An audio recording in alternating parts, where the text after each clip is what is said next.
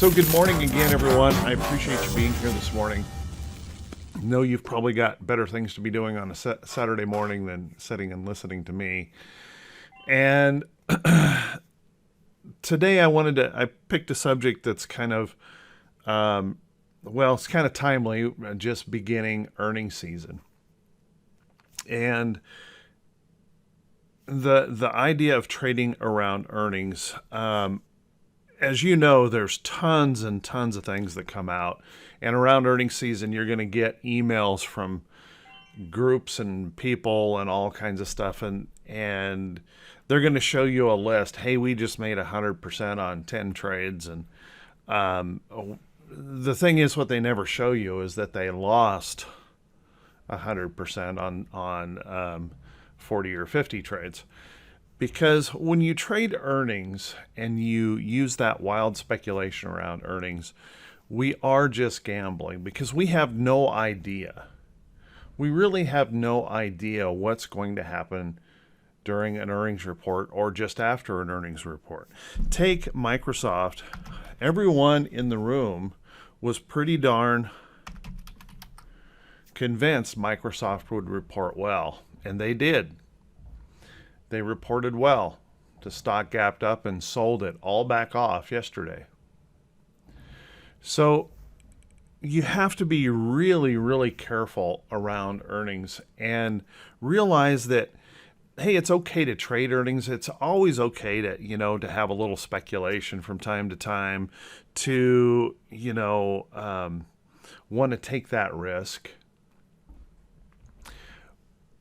But just keep in mind, trading earnings it's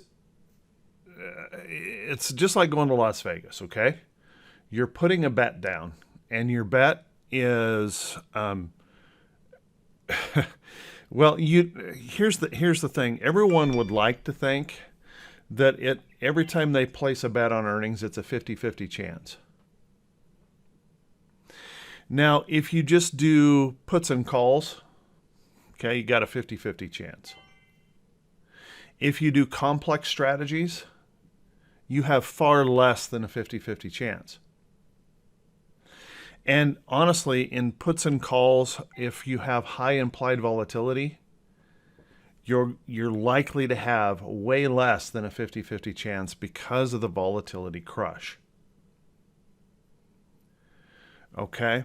And the reason that is remember, the market can go three directions, right? It can go up, it can go down, it can go sideways. And a lot of the complex strategies that people want to talk about and they want to rave about as the best earnings thing out there, they always forget this one, that the market can go sideways. And when that occurs, even the best earnings strategy around earnings will typically fail. And the reason that is on options is because of the volatility crush. Okay? So let's talk about that just a little bit. We all know, the Netflixes of the world, when they report what can happen. Okay? You have a long call on this, you lost pretty much everything instantly. There might have been a little bit of tiny premium left that you could have captured out of that trade. If you went short and happened to be just exactly right short, you made a bundle of money. Okay?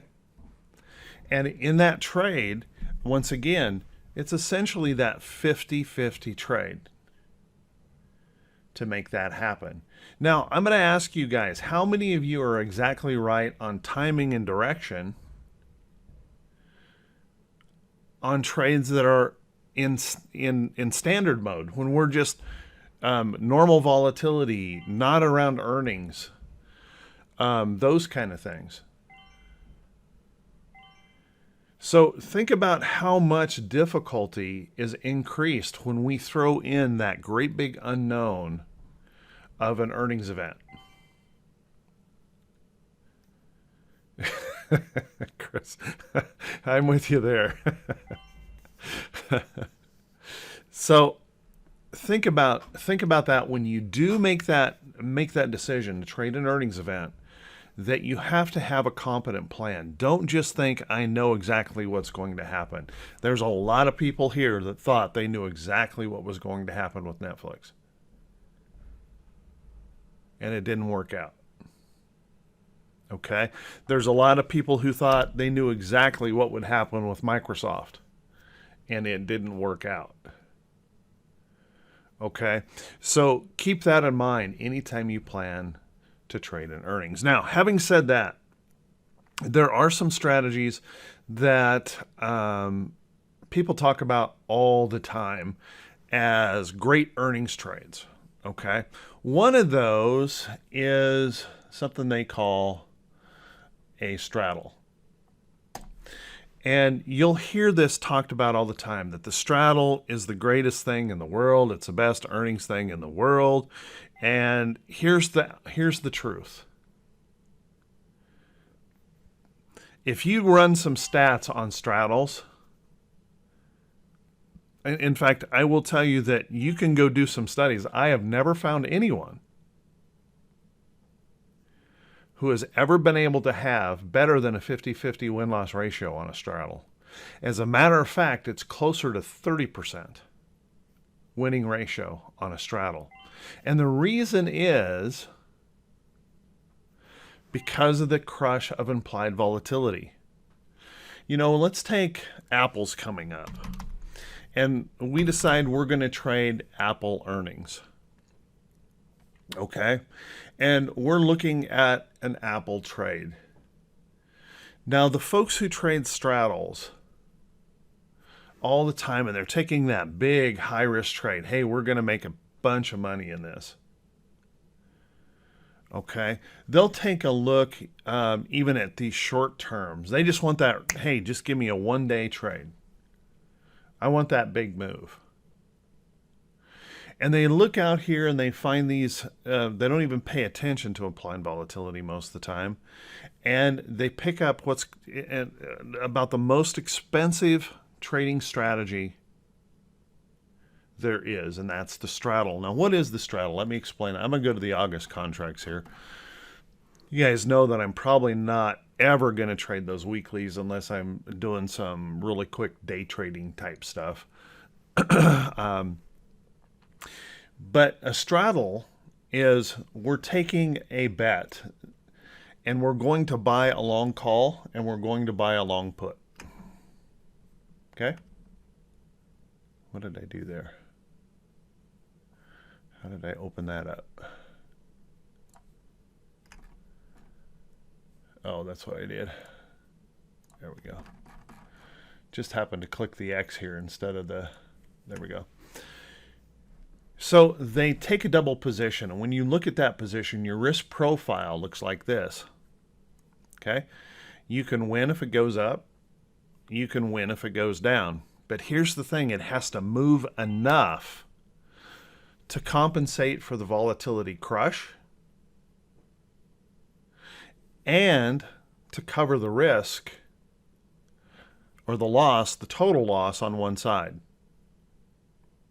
So for example, if you traded this on Netflix, this might have worked on Netflix because Netflix moved so far, okay, to the downside, it probably would have covered the cost of the call option, and there would have been a small profit over here. Because remember, for a straddle to really work, one side's going to win, one side's going to lose, and this is typically over here, close to 100% loss.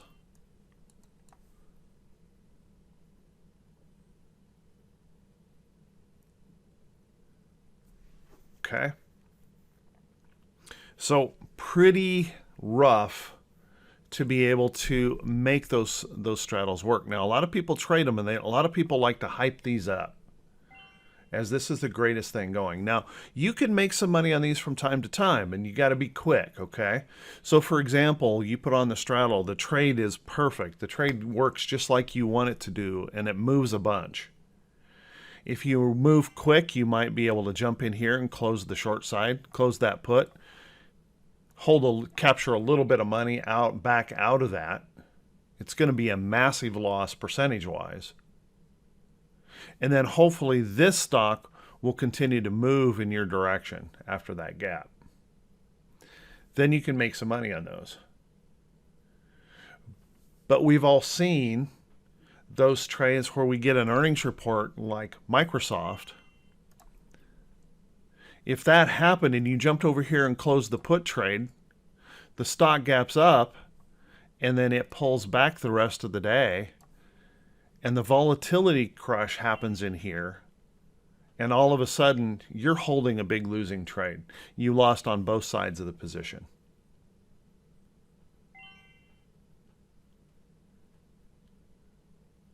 Okay, so straddles can be very, very dangerous to trade. And you have to think about that when you decide to put these on, what they mean. Now, the other one that people do is really not much different. There's called a strangle. And a strangle is nothing more than we're going to go on either side of the at the money. So we're going to buy this one here just out of the money, and we're going to buy this one here just out of the money. And that's putting, oops, I didn't mean to do that way.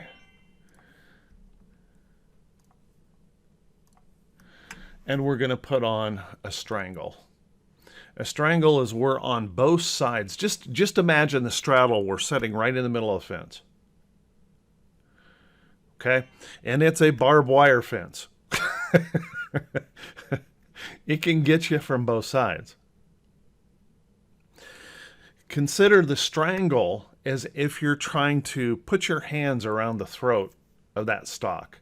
You got hands on both sides. Now, the strangle is a little bit cheaper because they're both out of the money. And if you look at the risk profile of the trade, it looks very, very similar to the straddle. The only thing different in here is we have this little flat spot.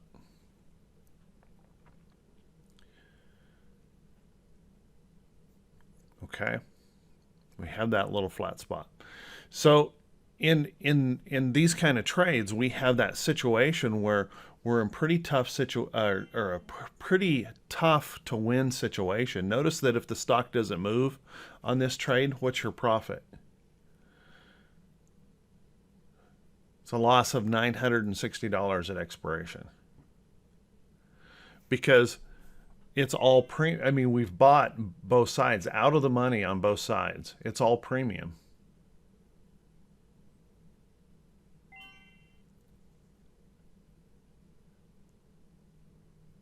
Okay. So think about that when you talk about these straddles and strangles. They're pretty darn difficult to make successful. They can be, but you've got to be very careful. You've got to be very knowledgeable, and you've got to be pretty quick on trading them. So don't get caught up in this idea that there's just a super easy way to make money on earnings.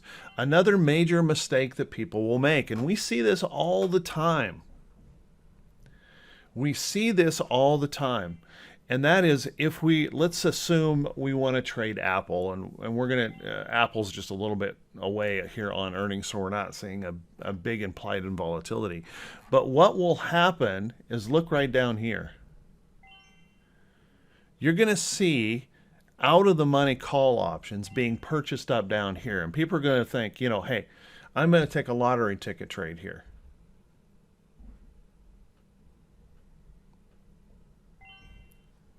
Okay, so they buy an option that's way out of the money. And you'll see big implied volatility, not implied volatility, big open interest, way out of the money. And their thought process on this is, well, I'm gambling anyway, right? I'm gambling anyway, so if I lose 100% on this trade, I'm only losing 94 cents or $94 on a single contract.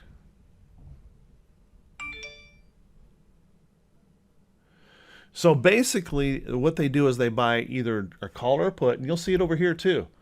High open interest over here, way out of the money. It's a lottery ticket trade. This is straight up gambling. And it's okay if you want to do that. Just realize that these are not going to have a high probability of winning. They're likely going to cost you a ton of money. Unless you just happen to be exactly right on direction.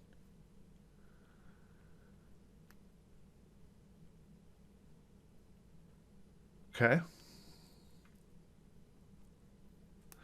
So, what are some good strategies if you want to trade an earnings event? Well, the way I look at an earnings event is I want to put together a position that gives me the ability to cut the risk from one side.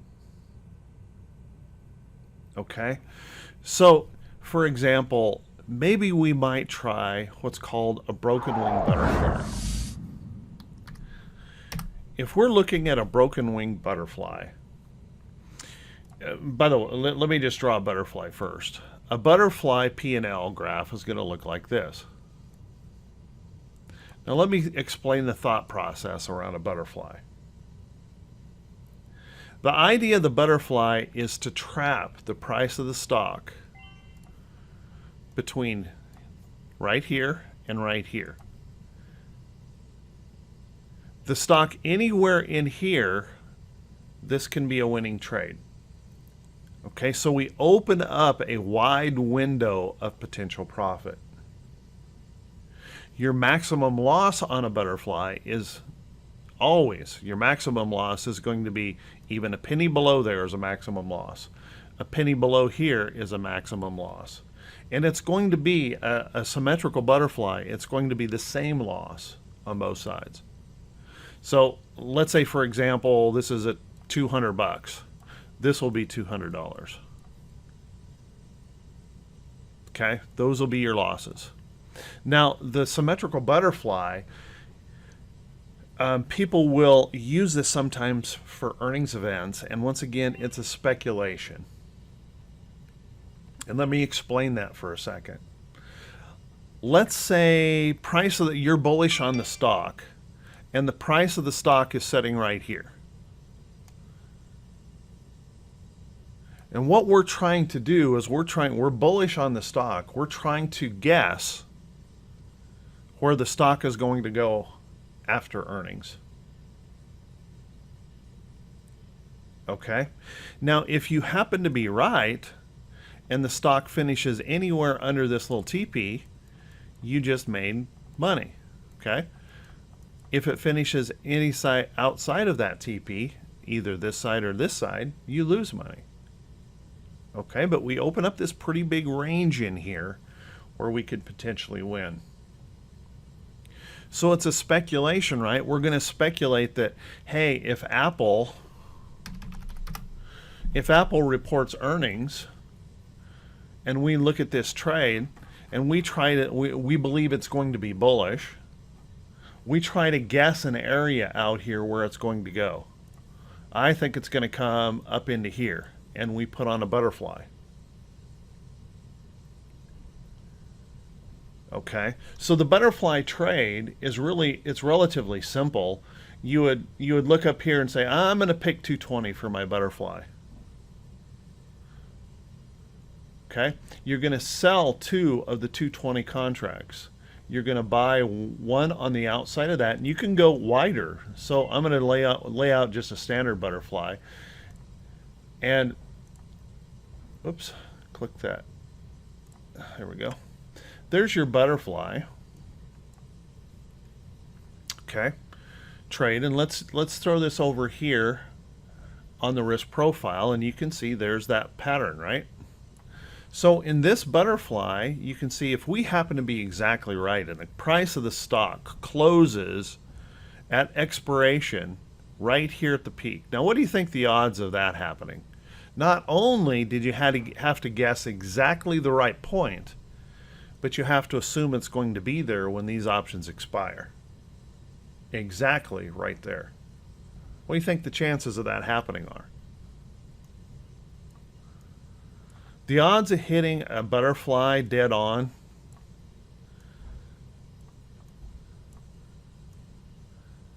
is very, very low.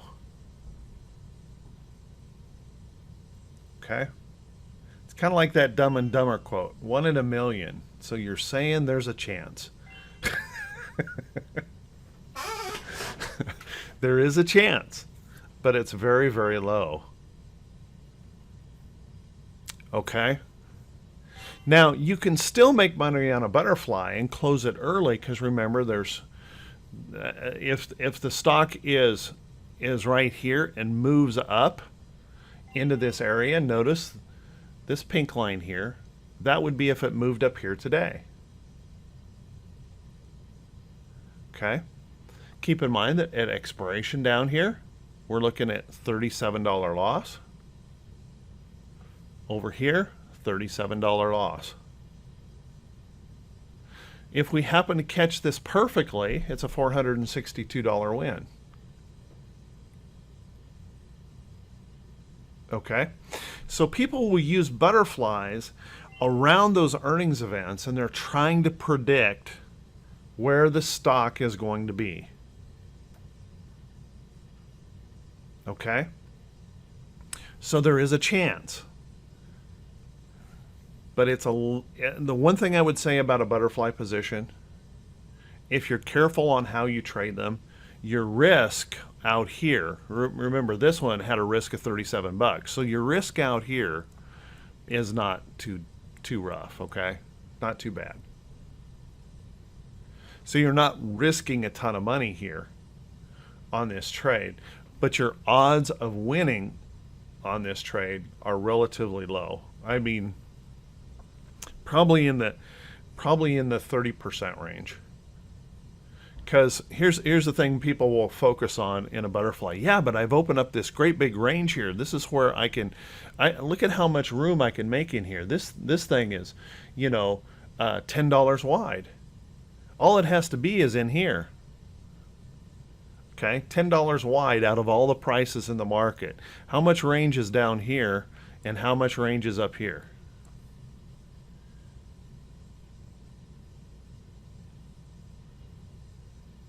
The odds on the trade are not very high. Okay? The butterfly position is better designed for that stock that's pretty stagnant. It's been ranging in an area between a high and a low. Okay? That stock has just been ranging in here, up and down. And imagine we set this butterfly where the peak of that butterfly is here, and then we build our butterfly like this. And we try to trap the price of this stock in that range. Okay? That's where they're better designed for. Now you can use them as that speculation piece. All right? And a lot of people do, and you're going to find a lot of people will try to trade butterflies around earnings events. But they're not very good positions.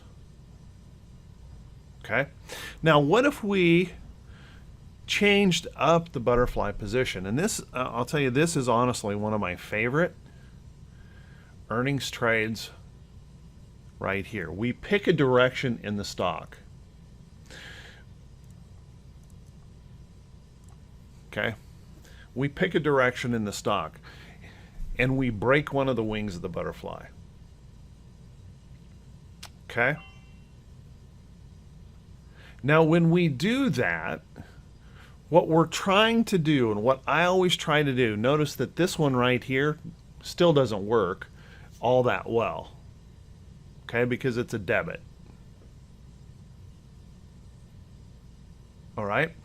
But what we're trying to do is eliminate the risk from one side of the trade. Okay? So if we can take, and we'll find them, we'll probably find some this earnings season.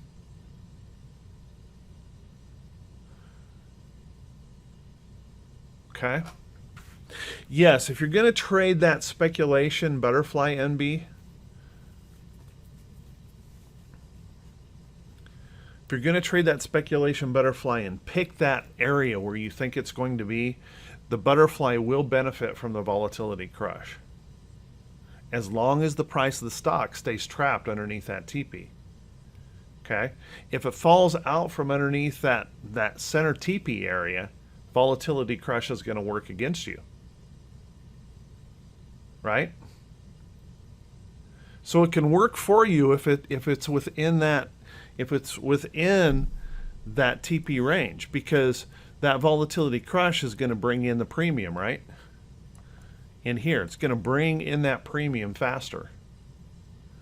But as soon as that stock falls outside of that area, that volatility crush is going to work against you.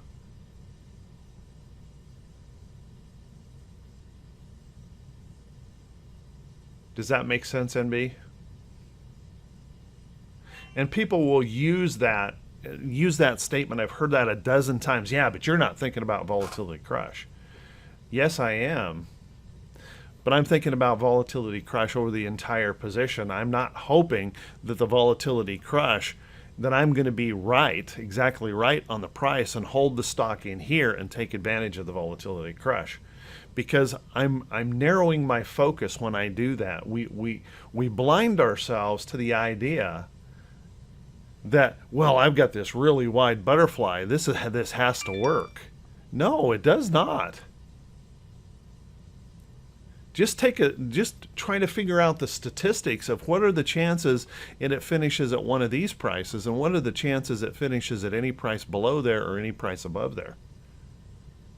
Your odds are not good.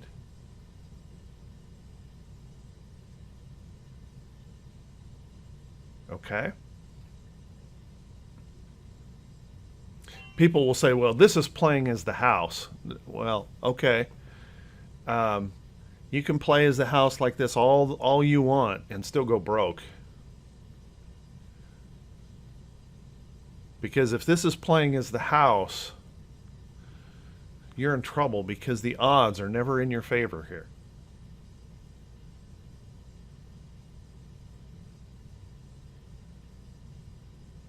Okay?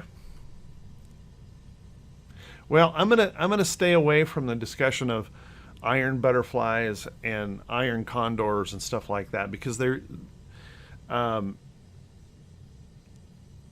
first, there's a lot of folks in here that struggle with these complex strategies anyway.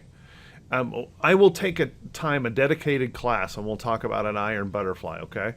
And we'll take a dedicated class and try and discuss those iron condors and those other complex strategies individually, where we can focus on that individual trade.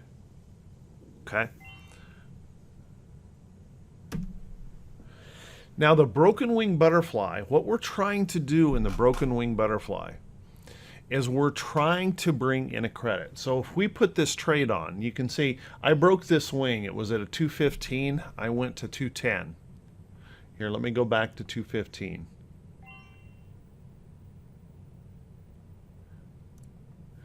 There's the symmetrical butterfly. Notice that this trade costs us $37. Okay? By going to the 210, I actually increased the cost on this, didn't I? I increased the cost on this. Now it's going to cost us $1.64. Notice up here, we're going to make more money if we happen to hit it right on. We were going to make about $400 or something on the symmetrical butterfly. We're going to make double that here on a broken wing butterfly. Here's the difference in this trade. If the stock continues up, let's say we're bullish on this trade, the stock continues higher. Notice what we've done over here is we've made it so we can't lose money beyond that point. Instead of being a loss of $37, the worst we can do if this falls outside of our little TP area here, The worst we can do is make $336. Okay? So that means from this point right here, this is our break-even point to the downside.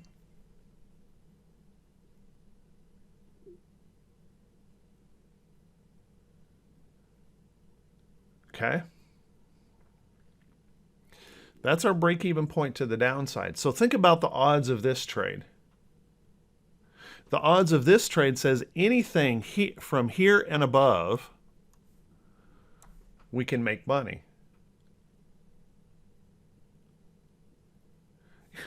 Anything from here down, we lose. And we actually lose significantly. Okay? $164. Okay? Now, why would you want to do that? Well, maybe you have lots of confidence in the trade that it's going to go up, but you're not really sure how far up it'll go. Okay? We might put a trade on like this so we can avoid that $37 loss by doing the straight up butterfly. And that puts us in the position that anything above here is a winning trade. So if we put that trade on and let's say the stock is, right in here or even in here when we put this trade on, and then that stock rolls up in this direction, we have a no-lose trade basically up here. And it gives us that ability, just like any other trade, hey, if it falls down below a certain point, close this trade because I want to avoid that big risk to the downside.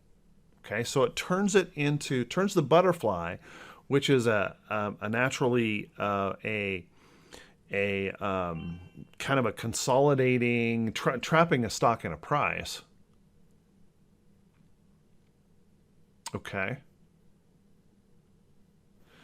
Then we're trying to catch an area where we can get these trades in a safer position. Now, the way I prefer to do a broken wing butterfly, and this isn't coming out this way. And by the way, you can break the other wing. Let's do that just for giggles.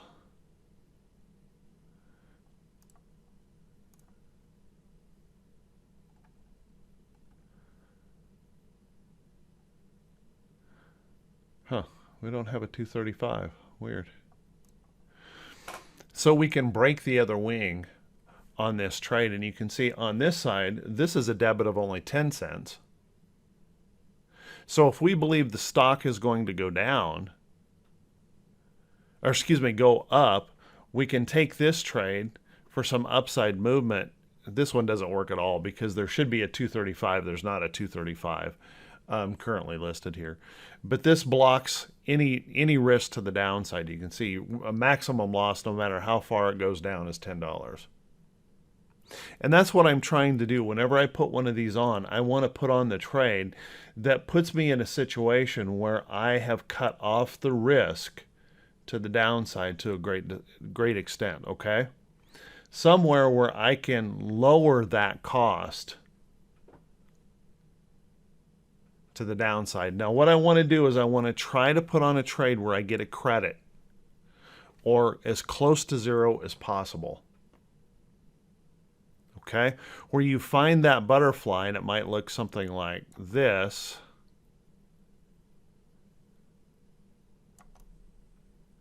Okay, and over here, there's no loss. Okay, or even a small credit. I've been able to put on broken wing butterflies before where I have had the worst I can do if I was wrong on the direction of the trade is make $10 or $15 per contract.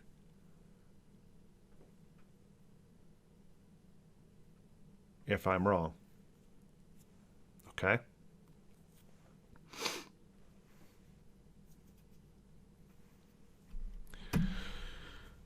Melinda, yes, if your major focus in the trade is just simply the volatility crush, the shorter term options are, that's your place to go.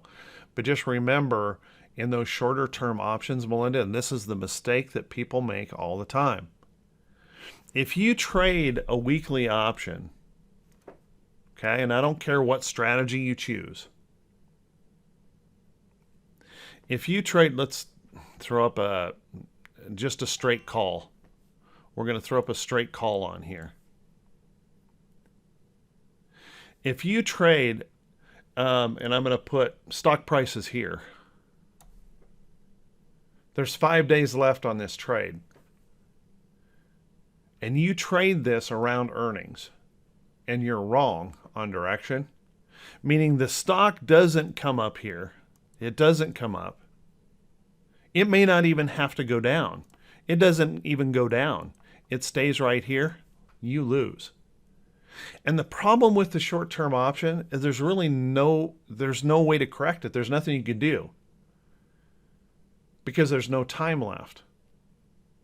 Not only do you get the volatility crush, but you get that really short-term expiration problem where all you can do is close the trade at a loss. Okay? Now think about it. If you happen to get direction just right, theta decay and time and volatility crush are going to be a major factor. You've got to be really quick at just closing that trade.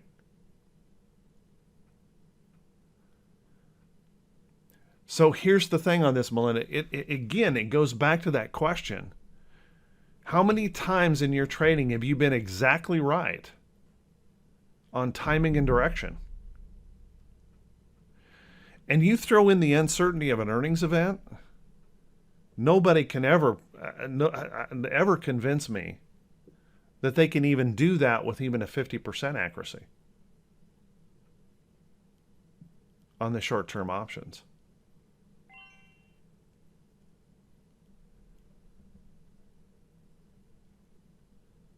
Well, Melinda, those are weekly options. Unless you're trading the actual monthly, the monthly itself becomes a weekly option when there's only a couple weeks left.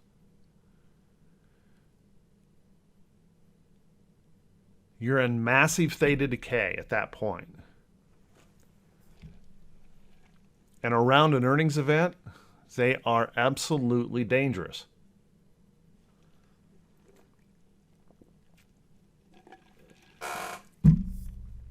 And you're going to find a bunch of people out there that say that's the greatest thing going. Have them prove to you that they win even 50% of the time. They can't do it.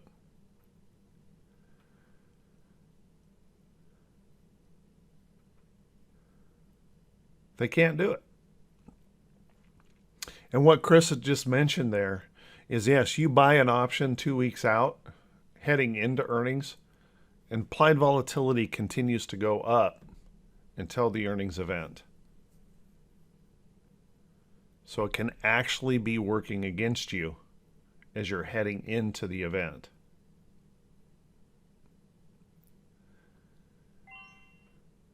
Okay? The other way to maybe do this is to think about that directional, back ratio spread. And the reason I would consider the back ratio is because it is a naturally hedged position. Now, again, this is a complex strategy, and this is not for everyone. Okay? This is a back ratio. And what we want the stock to do in a back ratio is either move above this point here, where we have a locked-in gain. But if we're absolutely wrong on the trade, we want the stock to move substantially down. Because when that occurs, we can also make money on the trade. Okay? So here's the problem with the back ratio. What if the stock doesn't move or move enough? Okay. Remember, in the broken wing butterfly, if it doesn't move or move enough, the broken wing, if we've set that trade correctly, there's little to no loss on one side. So it's not a major problem for us. It's a cheap trade to put on.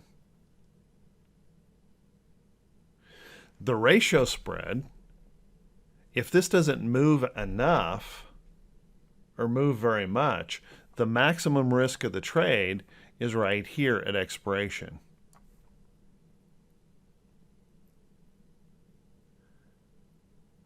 Okay, so that's where this trade really stinks on earnings, is if the stock doesn't move. We need big movement on that trade. Now you can set these in both directions. That was this right here would be a back ratio. We're looking for the stock to go up. We really want it to go up this direction.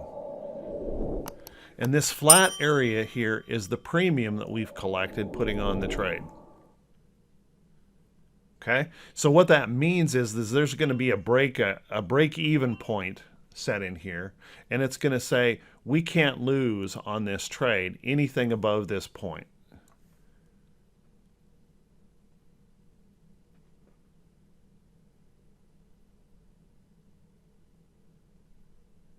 Okay.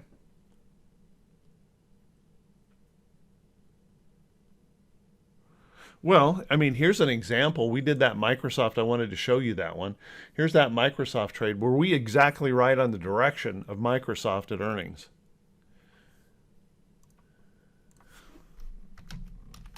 Yes.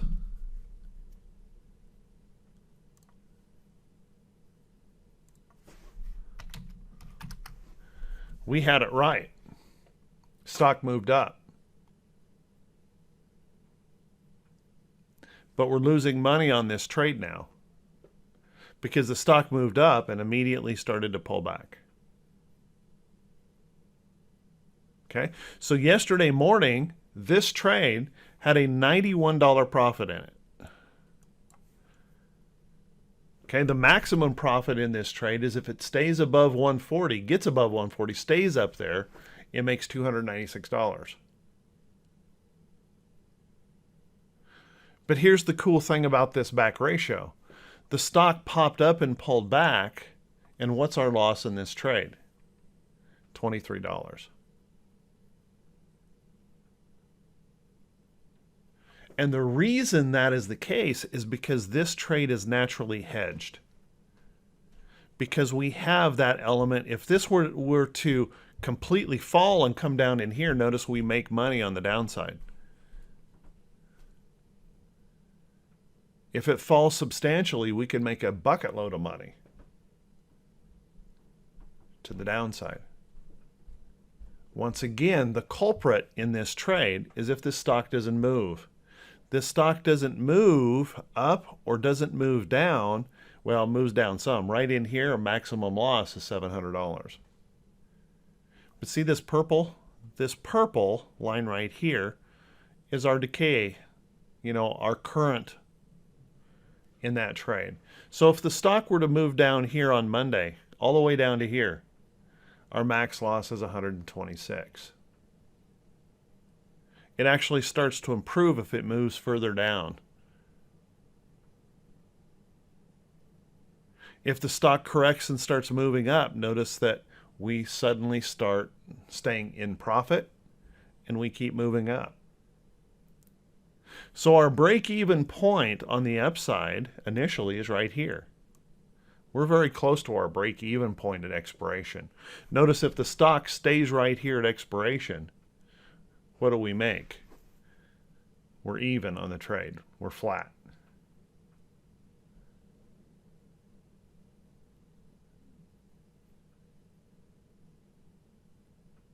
Okay?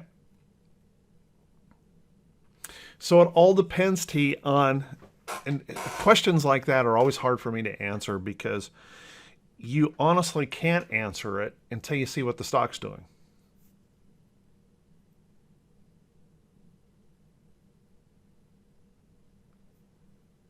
right? Because what if Microsoft had broken here and on Monday traded here?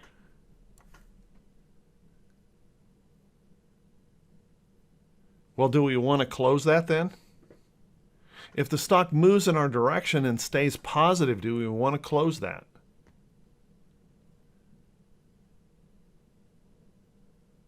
No, now we want to manage this trade because we have a winning trade here, right? So what do? Just like any other trade, we set a stop in this.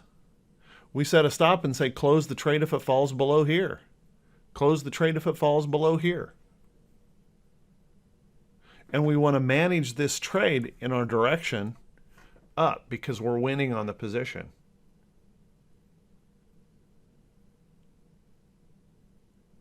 So it all depends on what happens in the position. How do we manage from there? Okay? If the trade goes absolutely against us, and this trade really starts breaking down to the downside, okay, do we want to close this trade? No, we're really starting to make some serious money over here. So we set stop losses. If it comes back up, close this trade. If it comes back up, close this trade.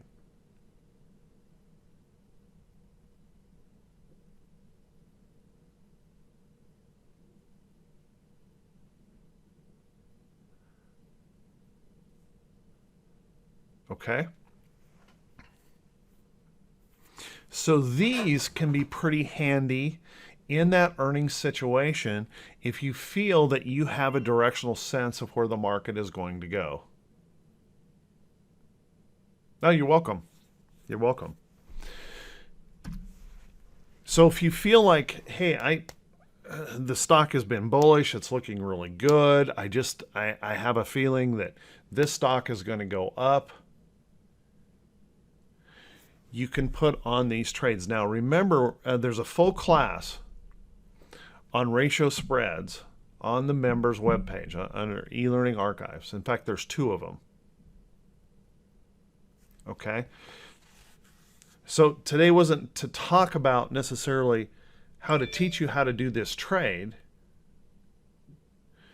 but to show you the strategies that can make some sense in the trade. And I think 2 of the strategies that make the most sense in earnings events is to just simply take the broken wing butterfly. It's going to be a relatively cheap trade and it's not a big winning trade. Or the ratio spread that's a naturally hedged trade. Okay? Now let's talk about the other side of earnings. We're in a trade. We're already in a trade. And earnings is coming up. What are we going to do? Okay? How many of you been in that trade? You're in this nice trade. You don't want to turn it loose. But here comes earnings. What are we going to do with that trade? Okay? If we don't want to cut loose that trade, then we have to think about how are we going to manage this around earnings. Now, I'm going to tell you what I do is if I am in a winning trade, then I may manage it I may manage that trade. If the trade is not a winner, okay? If there is no winner in the position,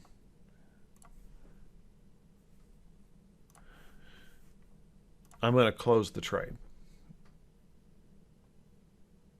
Okay, simple as that. I'm not going to stay in the position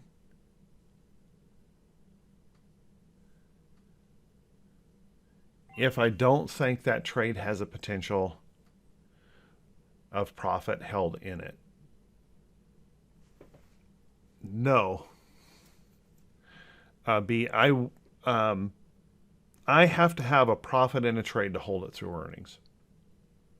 So let's take an example of my AMD trade.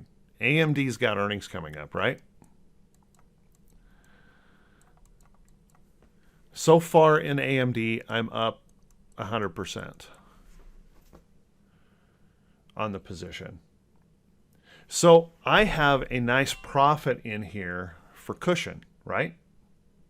Yeah, it's going to report on 7:30. I've got a nice profit in here on this trade. I also have a contract that's a January 2020 contract, right? So I still have plenty of time for this to make me a lot more money if I can get through earnings successfully. So this trade I want to hold. And I want to hold because I've already got a nice built-in profit on the trade. So now my job is to protect as much of this trade as I can. So to do that, one of the things you guys know that in AMD, okay, here, let me do it this way.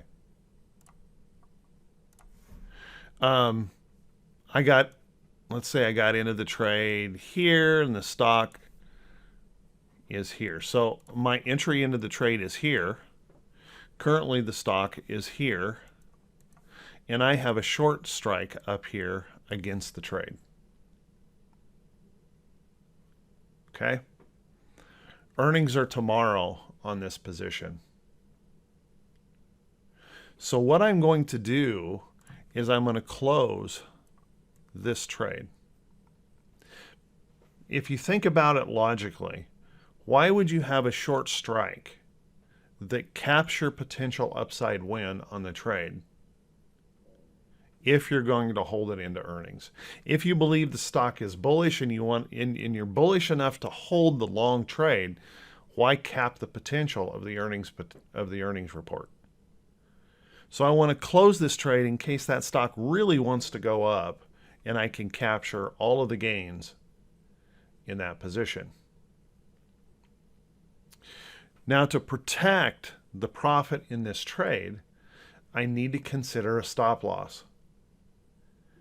Okay, and I'm going to use a put option for the stop loss.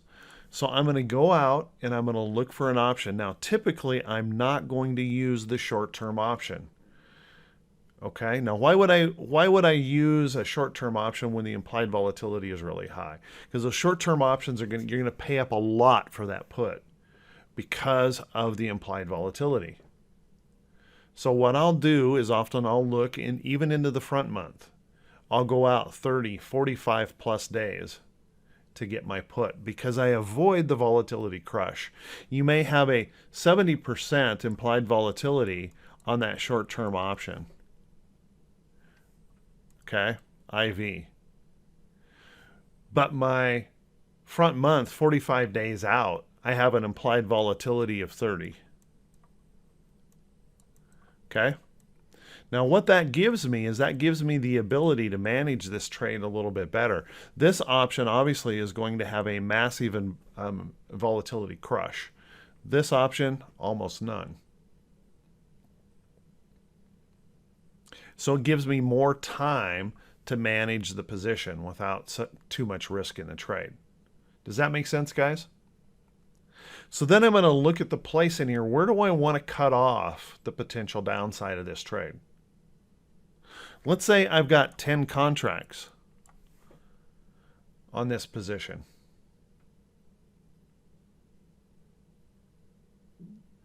And I'm worried about the earnings event. I want to stay in this trade. What's the other management thing I could do? I could sell half of the position, right? I could reduce the risk by half just by dumping off half the position and taking a profit. Manage the risk. So that's another thing I can do. If I decide I want to hold those 10 contracts, but I want to manage the risk, I've got great profits in this trade. Let's say I'm up $4,000 in this position.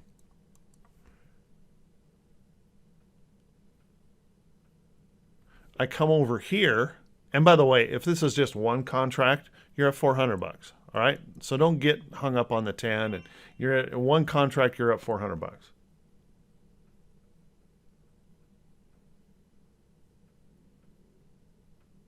Yeah, I'm sorry, John. There was a mistake made in the email. I apologize.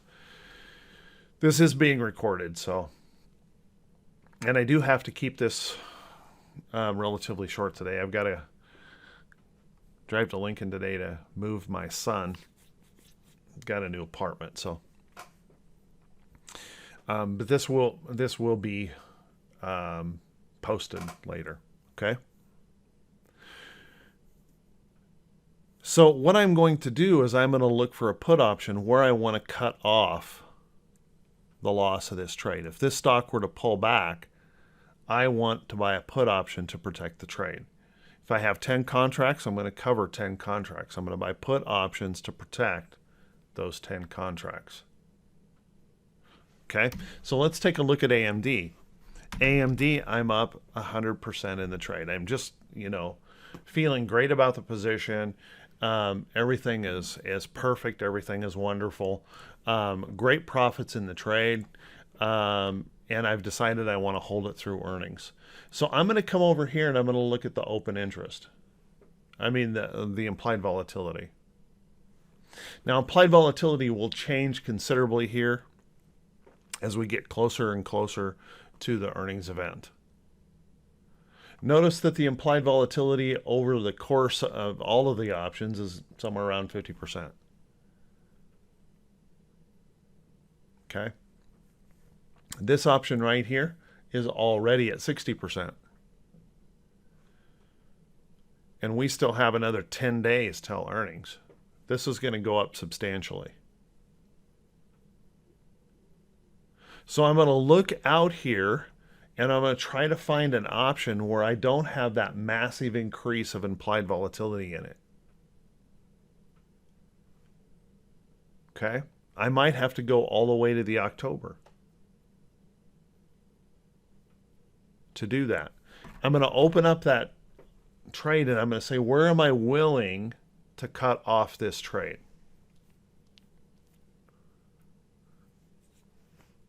Okay. Maybe I decide, hey, I can spend $236 to buy insurance on this trade to prevent this from losing any more than $31. Can't go below $31. So I lock in my profit at $31. I buy those put options. The earnings event occurs. I was right. The stock stays strong. Okay? Stays good. I come over here and I close this trade. I lose a little bit of money on the position. But remember, and you can lose a lot of money on the position if the stock really moves great in your direction. But remember, these have a low delta. This option is going to lose 36 cents per dollar move up. My long position in the trade is here. This stock, or this option, is going to gain 83 cents per $1 move in the trade up. Okay? So net, if I'm right on the position, yeah, $45 per share, or $45 per contract to the plus. If the stock per $1 that I'm making on the trade. So even if that short-term put cost me some money, I'm still making money overall, and I had insurance on the position. Does that make sense, guys? I've put myself in a situation where I've locked off that trade to the downside, but I put myself in a position where it's just like paying for insurance, right? I'm paying for insurance on the position to protect myself. And if the stock does move in my direction, I'm protected on the trade. If the stock doesn't move very much, let's say the earnings report comes out and the stock doesn't move. By having that option that's a little bit further out in time and has very little volatility crush in it, I can immediately go over and close that put trade and have a very tiny loss on that put trade. I can still be holding my long position. It works great.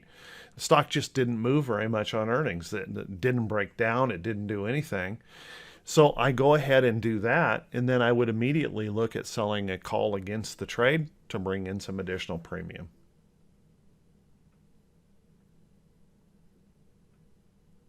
Okay. Now, what if the stock does go against you? The stock just does a Netflix, just takes a nosedive off the pier. What do you do? Well, in that situation, you can look at either just taking the profits on your put trade, because they'll be in a great profit on that. And I've done this before where I've really wanted to hold the trade. The stock moves down significantly, but it still holds a major support area. Take the profits on the put trade and buy some more calls as soon as the stock starts to move back up. So I've basically used somebody else's money to increase the trade. But more typically, what I'm going to do in that situation, if the stock just plummets, I have the right to sell my stock at $31 a share, right? By buying this put. So I exercise this contract to sell the stock at that price, and exercise my call option to bring in the stock. So the stock comes in at my $25 a share. I get the stock at $25 a share, and I exercise this contract and sell it at $31 a share. Close the trade. So I've locked in my gain on the position. Can't lose any more than $31 on a share on the trade. And I've locked in my profit. Is that making sense, guys?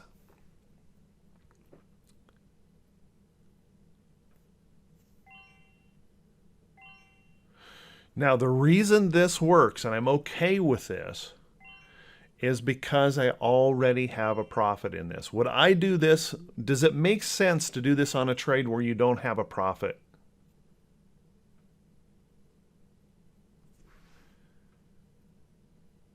Should you be buying insurance on something that isn't worth anything?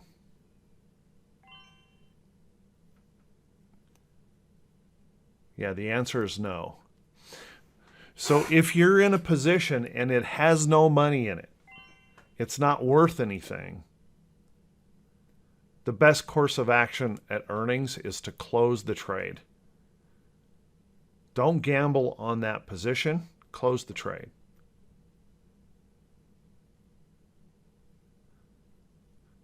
To avoid that risk. But if you have a nice profit in the trade, a profit in the trade that makes sense to you, then you can use that put option contract to lock in that profit.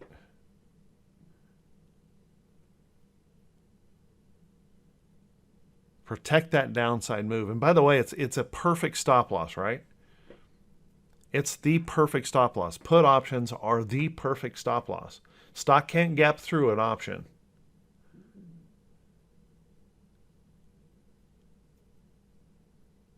It's a contract. Says you have the right to sell the stock at $31 a share. You've purchased that right. Okay?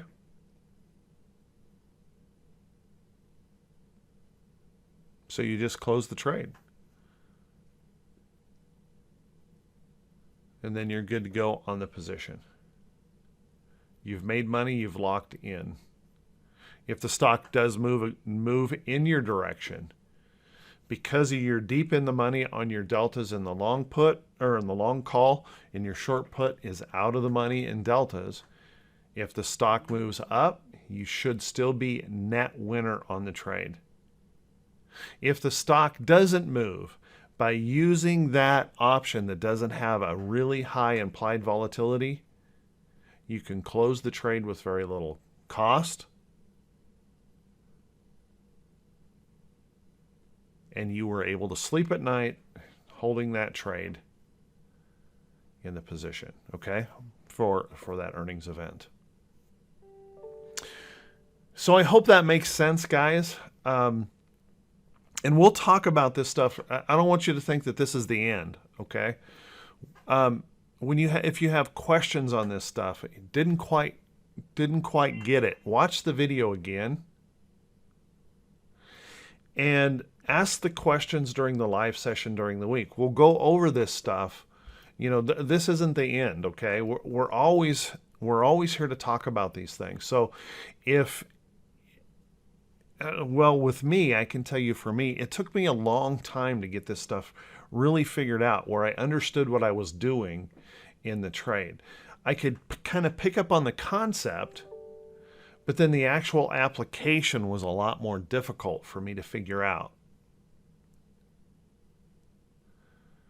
Okay, so you have to do this a few times for this to make sense.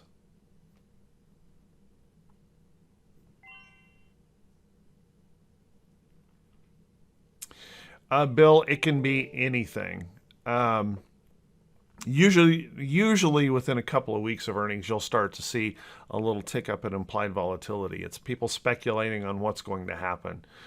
But there's no set rule on that. You could have a real newsy company pre-announcing something. Hey, we think we're going to do great on earnings, and everybody will jump ahead of that and try to speculate around it. So there's no hard and fast rule on when the implied volatility will begin to change. Okay, it can happen at any time. Like I said, you know, we had Netflix 2 weeks before they reported, told everybody, we're not gonna hit our earnings, guys. But for some reason, because of the complacency of the market, very few people paid attention to it. I mean, they told everybody, we're going to miss.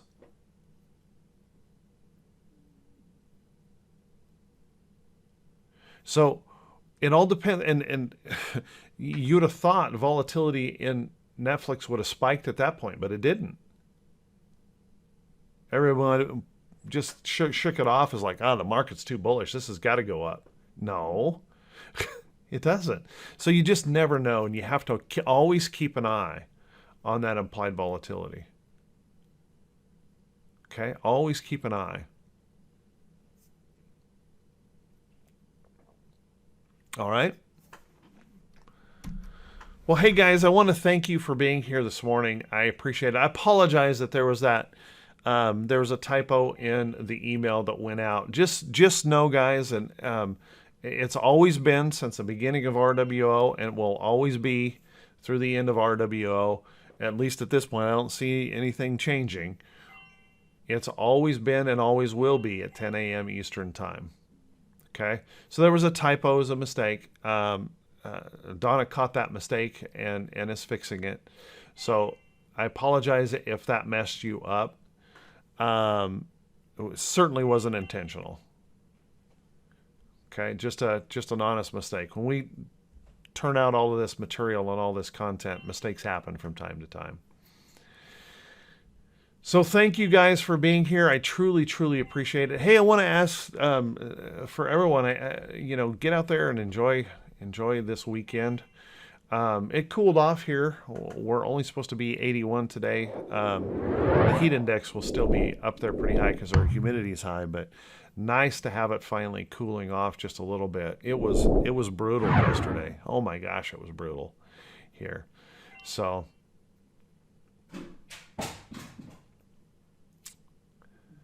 everyone, take care. Have a great weekend. I do appreciate very much for you being here. Hopefully you got something out of this today. And like I say, please feel free to ask these questions during the live sessions every day. Happy to cover this stuff over and over until we finally, it finally starts to click for you. All right?